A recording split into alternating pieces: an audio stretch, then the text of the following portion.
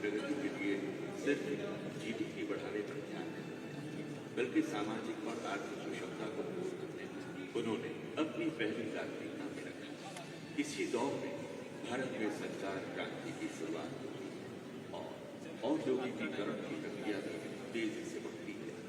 इन सब के बीच देश की एकता और अखंडता की गंभीर चुनौतियों का सामना करना पड़ता है।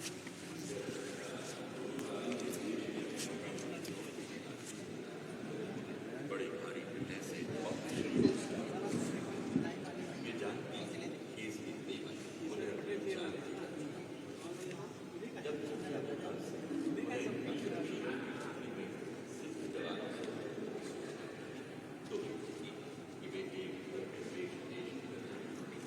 और धर्म के आधार पर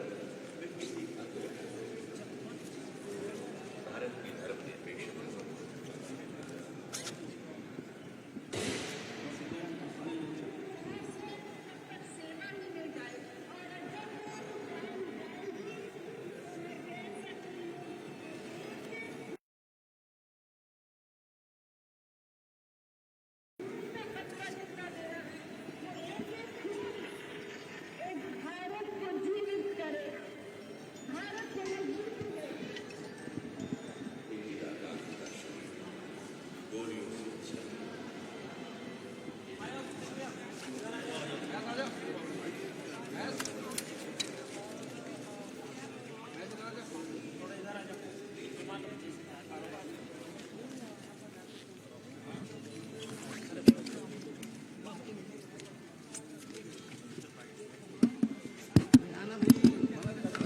धर्मनिरपेक्ष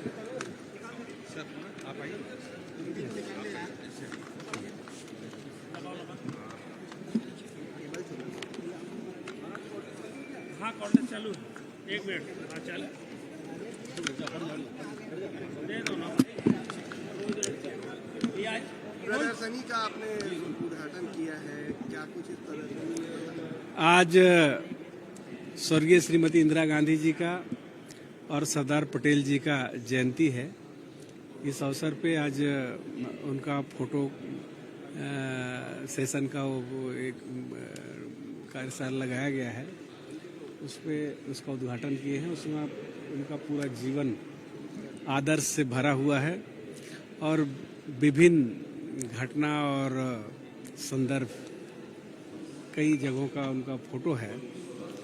उसका आज यहाँ पर एग्जीबिशन लगाया गया है, उसका उद्घाटन किए हैं और इसको लोग देख करके सीखेंगे। इंदिरा जी का जीवन जिस प्रकार से प्रेरणा से भरा हुआ है, तमाम चुनौतियों के बावजूद कभी भी वो डगमगाई नहीं और बल्कि हिंदुस्तान को नए शिखर में पहुंचाने का काम उन्होंने किया।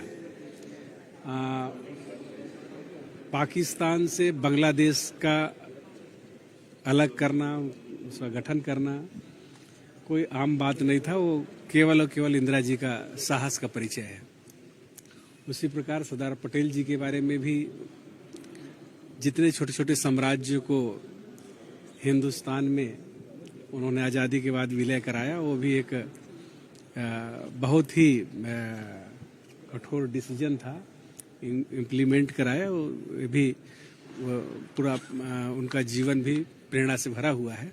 दोनों को बहुत श्रद्धांजलि अर्पित करते हैं, उनको नमन करते हैं। कल से राष्ट्रीय आदिवासी नृत्य महोत्सव हो रहा है, कई देशों के कलाकार हैं हमारे। इस बार का राज्योत्सव बहुत ऐतिहासिक और जबरदस्त रहेगा। आयोजन के मामले में लगातार आदिवासी नृत्य महोत्सव भी हिट होते जा रहा है। पूरे देश और विदेश तक इसकी धमक है।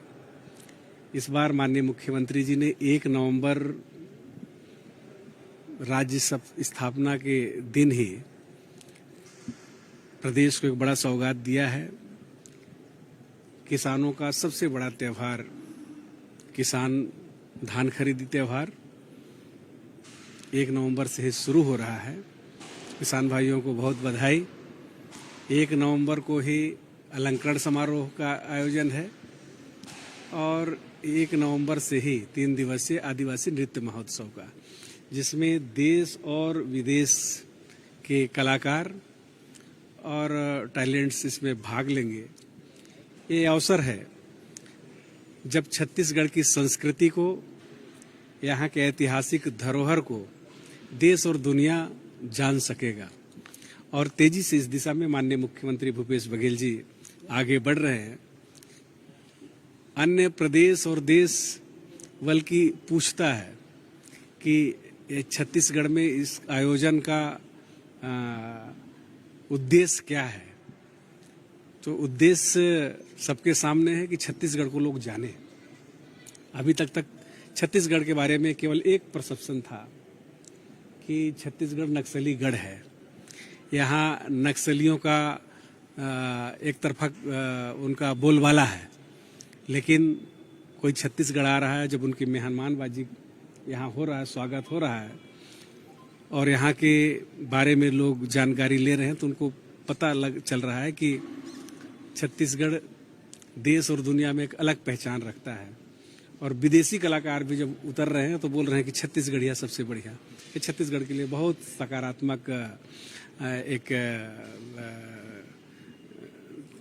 लेसन है, एक पॉजिटिव साइनिंग है कि छत्तीसगढ़ आने वाले समय में बहुत आगे बढ़ेगा। बीजेपी को गौरव दिवस मनाने की जरूरत क्या पड़ रही, क्यों वो हिस्सा नहीं ले रहा? उन्होंने राज्योत्सव के गौरव दिवस मनाने की बात कह रहे हैं। भारतीय जनता पार्टी के पास कुछ बोलने के लिए रहा नहीं, और आदिवासियों का खुशियां, आदिवासियों का त्योहार, आदिवासियों में प्रसन्नता उनको पच नहीं रहा है। आखिर आदिवासी इतने खुश क्यों हो रहे हैं, आदिवासी इतने प्रसन्न क्यों हैं, ये उनके गले नहीं उतर रहा है।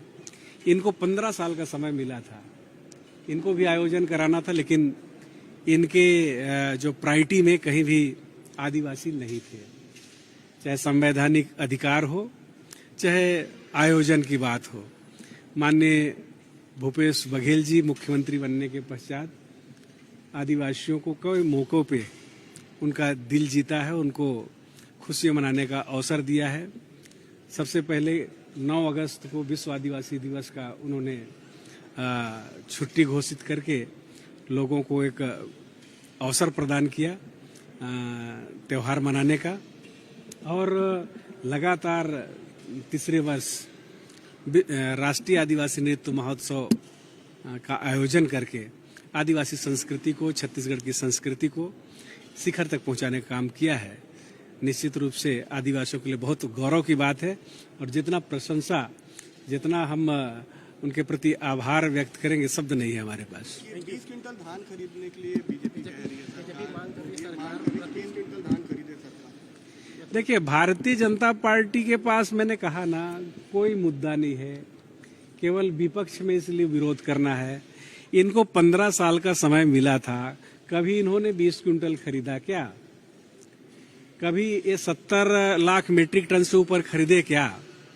और हमारी ओपनिंग धान खरीदी का सरकार में आने के बाद पहला ओपनिंग 82 लाख मीट्रिक टन का, दूसरे साल 84 लाख मीट्रिक टन, पिछले वर्ष हमने खरीदा 98 लाख मीट्रिक टन, और इस वर्ष जो खरीदने के जा रहे हैं वो 110 लाख मीट्रिक टन। तो हमारे कहीं ये जोड़ में है क्या? कहीं नहीं लगते। इसलिए उल जुलूल की बात कर रहे हैं, केवल गलतफहमी पैदा करके और लोगों को के बीच में भ्रम पैदा करने का कोशिश, और इस आयोजन का विरोध करके तो ये आदिवासियों के प्रति इनका क्या भावना है उसको प्रदर्शित कर रहे हैं।